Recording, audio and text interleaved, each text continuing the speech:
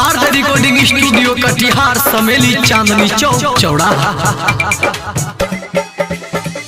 कोना कोना जुदाई सहे छियो, लब के बीमारी लाके घूमै छियो।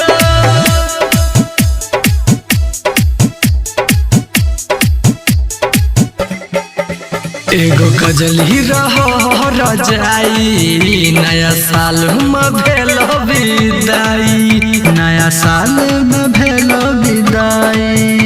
एगो कजली रहो हर जाए, नया साल में भेलो विदाई। राम कसम कहे छियो ओकरा बिना जिए छियो, राम कसम कहे छियो ओकरा बिना जिए छियो। सचो कहे छियो सुन सही, कोना कोना जुदाई सहे छियो, लब के बीमारी लेके घूमै छियो।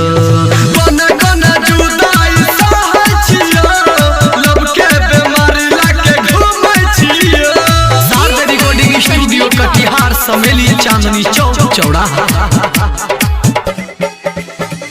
कोना कोना जुदाई सहे छियो, लब के बीमारी लेके घूमै छियो। जन्मो जन्म के रिश्ता बना के चल गए हमरा उ तन्हा में छोड़ के। पागल दीवाना उ हमरा बना के, मन करे मर जेब शमशान जाके, मन करे मर जेब शमशान जाके। जन्मो जन्म के उ रिश्ता बना के चल गए हमरा उ तन्हा में छोड़ के। पागल दीवाना उ हमरा बना के, मन करे मर जाए शमशान जाए के।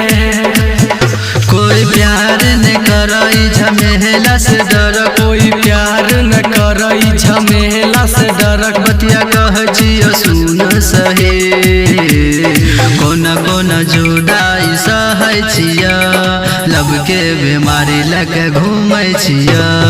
कोना कोना जुदाई सहे छियो, लब के बीमारी लेके घूमै छियो। संदीप बाबू,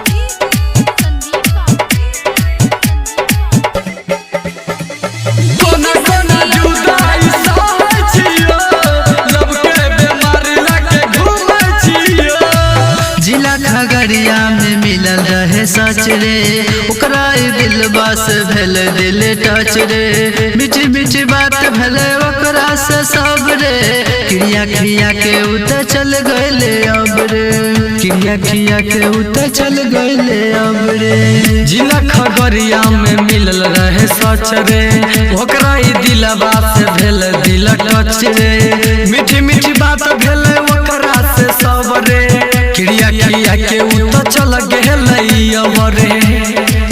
झूठे प्यार के नशा दै छै अखिया में झांसा, झूठे प्यार के नशा दै छै अखिया में झांसा। फूल के कहे छियो सुन सही, कोना कोना जुदाई सहे छियो, लब के बीमारी लेके घूमै छियो। कोना कोना जुदाई सहे छियो, लब के बीमारी लेके घूमै छियो। शारदा रिकॉर्डिंग स्टूडियो कटिहार समेली चांदनी चौक चौराहा।